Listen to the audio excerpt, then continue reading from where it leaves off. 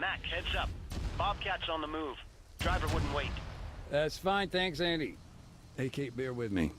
It's gonna get a little noisy here. We gotta clear out some mines. Take your time. Just let me know when you can talk. Wait for everything to render in. So, nice.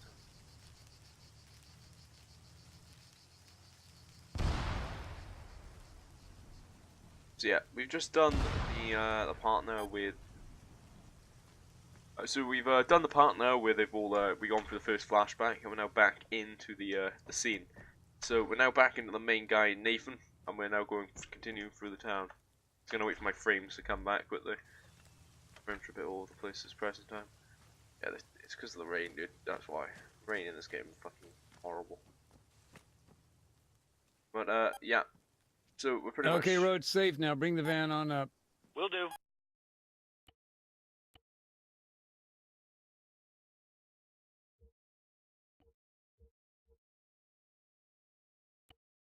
Also, Mac, the NATO guys, they've kicked in all the doors. You're free to search inside the buildings now. Got it. At least I can get out of the fucking rain. I'll come find you in a bit. Have fun reminiscing. Okay, so we're now going to be looking into the rest of the buildings. Shit, now make sure there's nothing around. And can I buy something first? We'll search this building over here. The NATO guys kicked that in, so we're going to go check that out.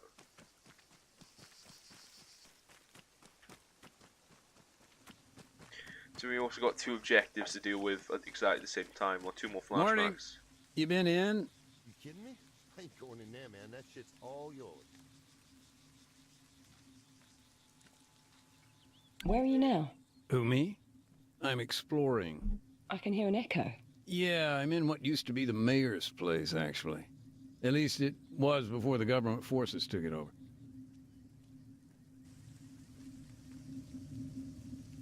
Yeah, we're gonna have a look at this. The people here, they didn't have much love for their army. Why do you think that is? History, I guess. This place never supported the military takeover, the Kavala coup and all that. Plus, stationing troops in the town, nobody believed the government's spin about training. They were seen as an occupying force there to keep a lid on things.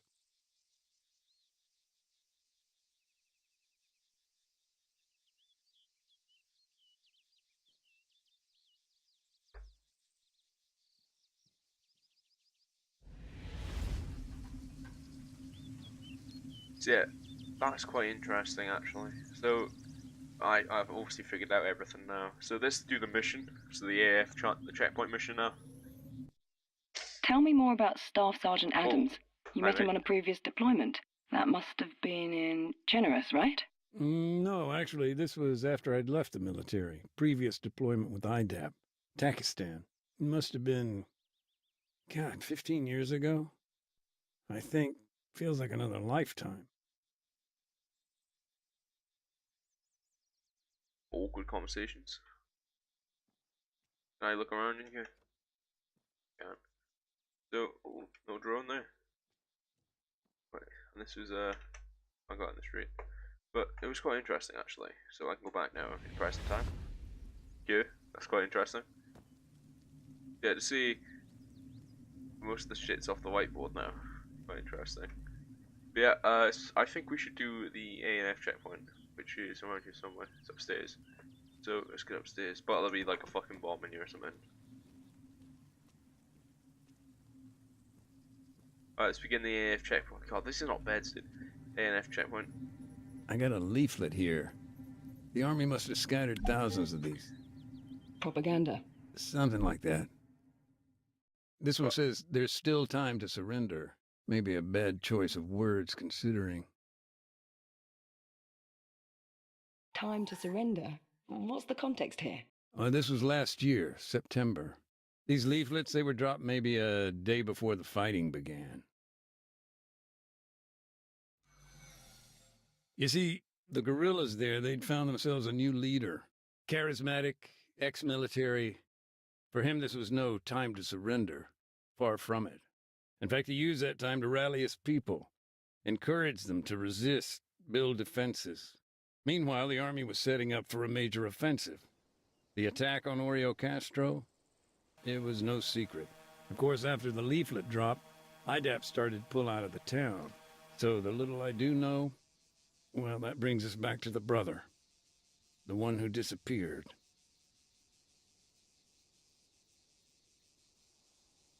Well, here we are. His name was Alexis. He volunteered to build the barricade. Town was his home, after all.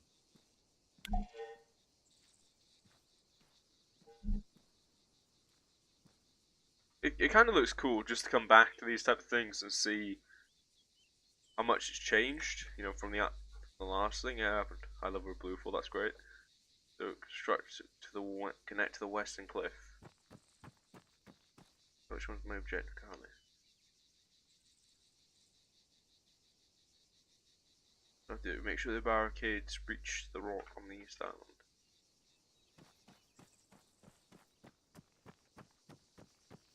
Now my frames are just so much better now because the rains have gone. The rain has gone. It's like, Stop why? me if this is a delicate topic, but I'd like to press you for more information on the executions. No, I mean, you're investigating war crimes. I'll tell you what I can. Okay. How many were killed? 9. And, in your opinion, what did this violence achieve? Nothing. All that, I don't know if it served any purpose. If I understand it, you know about what happened through the brother. Alexis, was it? Did you meet him? Not directly, but, you know, it's a small town, right? People knew Alexis. After what happened here, I talked to the locals. Found out what I could. The rest of what I know is pieced together from the commission report itself. Actually, that incident report, the evidence you submitted, that's partly why I asked for the interview. I want to gain a human perspective. Well, that's understandable. I mean, for a humanitarian commission, those reports tend to be, A little detached, yes.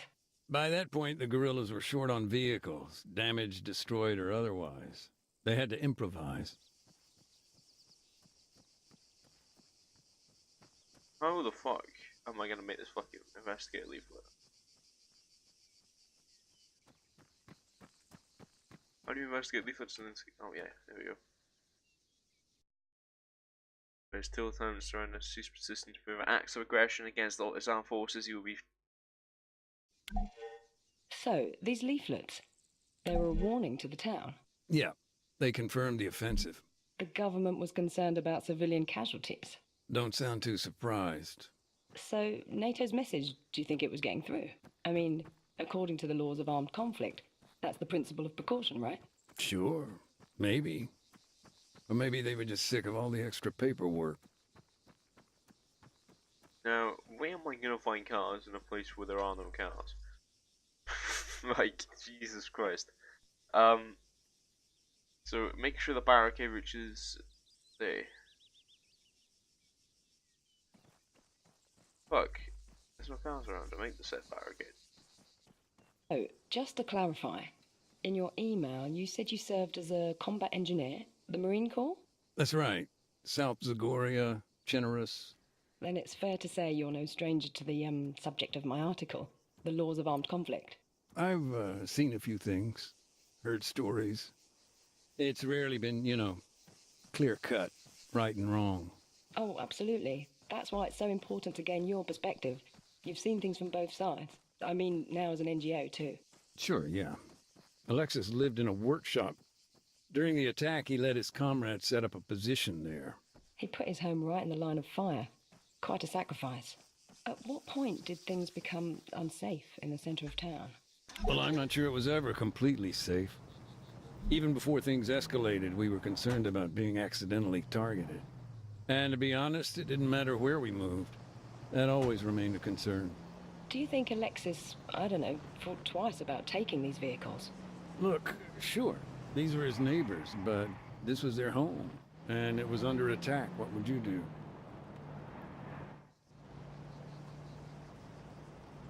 Help me out with some context here. This barricade. I mean, it was crude, right? A gap between two outcrops of rock, natural bottleneck. The guerrillas hoped to block the road by jamming it with vehicles. As for the vehicles and the barricade, the commission actually linked the plates to a number of locals.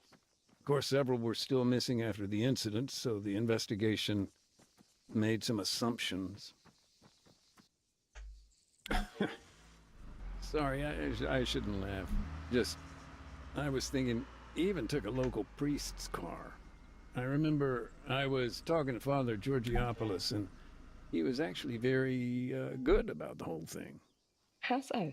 Something about rich men and camels. And just to clarify, Alexis's brother, the civilian killed in the landmine accident, he didn't join the guerrillas, correct? No, he didn't. I mean, it's not like he didn't care, but he hated the politics of it all.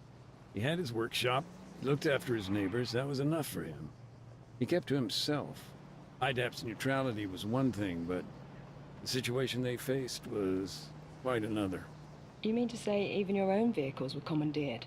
Nothing like biting the hand that feeds you, huh?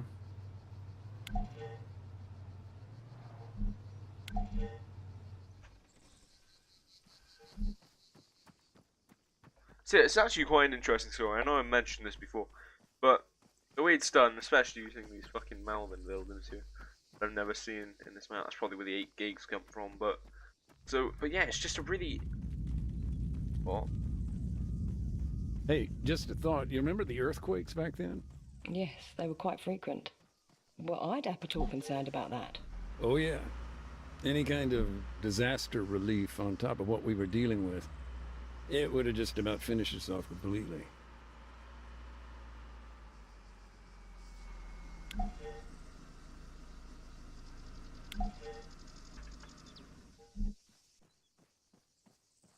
How well armed were these guerrillas? Couldn't say for sure. Varied from place to place. There was actually an armory in a building on the west side of the town, though. It's somewhere we still need to investigate, once we find a way in. An armory, huh? This is the armory? Better be the fucking armory, dude. On the west side of town. That's just the west side of town. Who's this fucking armory, dude? Yeah, this is gonna be jump cutting a lot probably because some of this is just walking around. It's just gonna be boring as hell. But watch. Oh my god, dude, that is a fucking. I've already been in this building. Fucking lying, bitch. That's not asleep. Look at him. He's dead. AK-12 noticed him. These vehicles, I suppose all of them were taken without consent. Well, yeah, given the circumstances. The owners couldn't exactly refuse. Right, but that's the thing. Never mind theft being illegal. The laws of armed conflict prohibit such acts.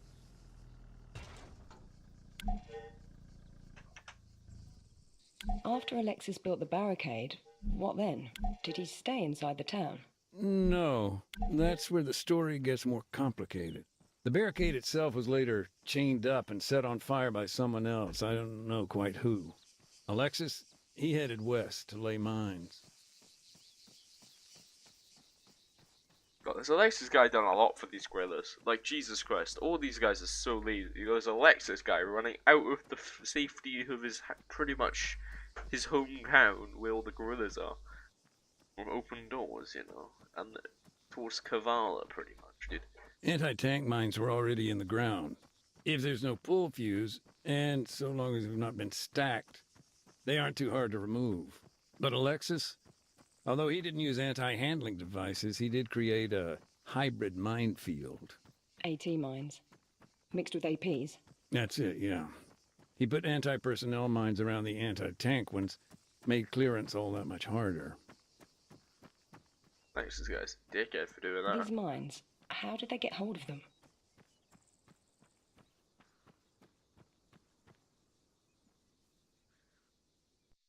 Got them when the government's outposts fell into guerrilla hands.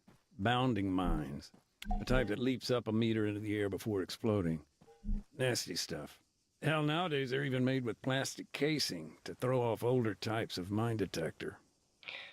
Lovely. And they're still there? Mm-hmm. And not for long. We're setting up our demining drones as we speak.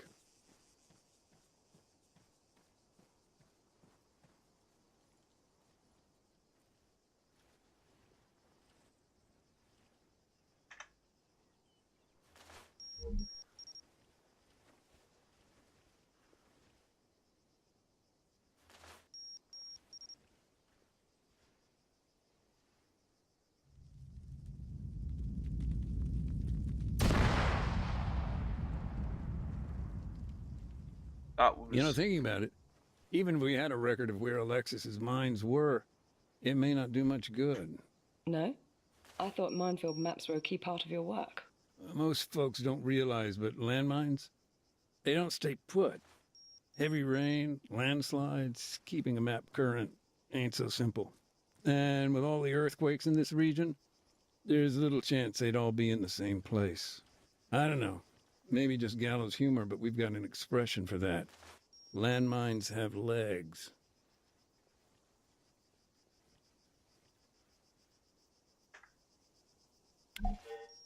Alexis proved to be quite the combat engineer. He placed the mines exactly as he'd been shown. So, moving on, where did Alexis go next? He took a quad bike up to the castle behind the town. Oh, did he? I thought I'm not sure about that. I think he got on the quad bike and took it to the, Cavala. Not the castle, but hey. Big ass sniper rifle. The castle? Why? He was needed at the guerrillas' base camp. Okay. His group were running things from up at the castle. Mm-hmm. And I see what you're getting at. Yeah, Geneva Convention's cultural objects, I think. The barricade. There wasn't any way around it then? From the road? No, well, not unless you cut through the compound. Shit. Oh, there we go. Got it, boys. Fuck you out of my way. Cut through the compound? Nah, I'd just drive through it because I'm not bad at making barricades, you know?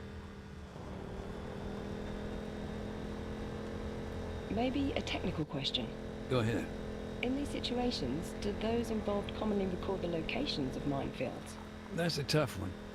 Take this situation, for example. I'm convinced Alexis would have made a record. It's his home, after all. But do we have access to that information? No. And that's the problem. Things, information, people, landmines, they get lost in the fog of war. But that's the thing about landmines. Lost or not, they stick around. They wait to be found. So this is a really, no, I'm not going to say moving campaign. It's just, it does kind of shed light on what war is, really.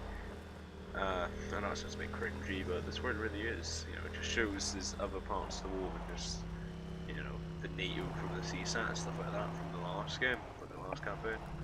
Incredible driving skills. Where's red? Okay, how do I get him?